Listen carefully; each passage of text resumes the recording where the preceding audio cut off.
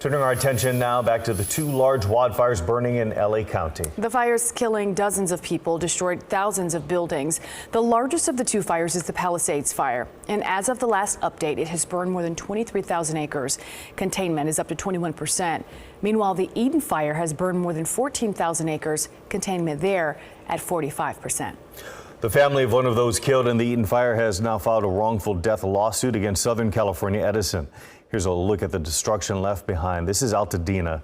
Lawyers for the family of Evelyn McClendon say the utility should have cut power to the Altadena area ahead of last week's windstorm.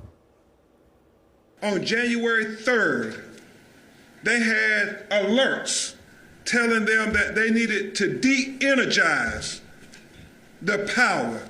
They had 100-mile winds. Our client died on January 7th. 4 days after they should have turned off the energy. It's not just about my sister, it's about everyone who's going to discover that they lost someone because they're missing or they haven't seen them. And a lot of these are all people who died.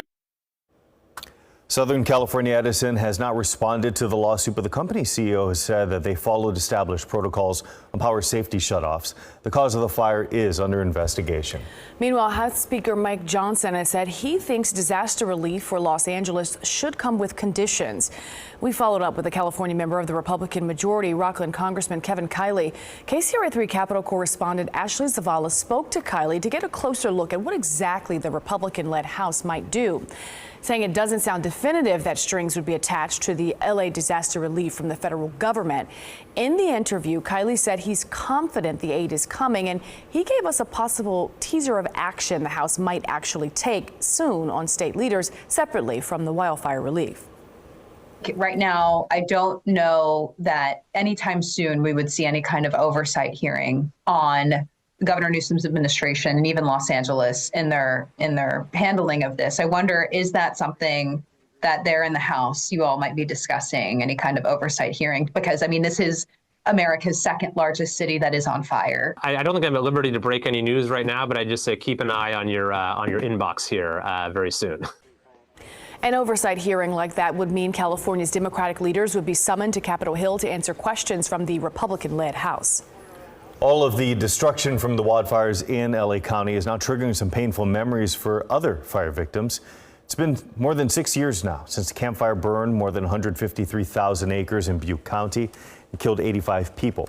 It's the deadliest and most destructive wildfire in California's history. Much of the town of Paradise was destroyed. The fire took out 19,000 homes and buildings. Some of those who lost everything are still on the road to recovery more than 6 years later. My kids took me up there to see Paradise right after, and when we could get in, and to see the house that I fell in love with in 2000, and then to see it in rubble was, and to this day, it's unbelievable. She says her biggest advice for everyone is to be prepared.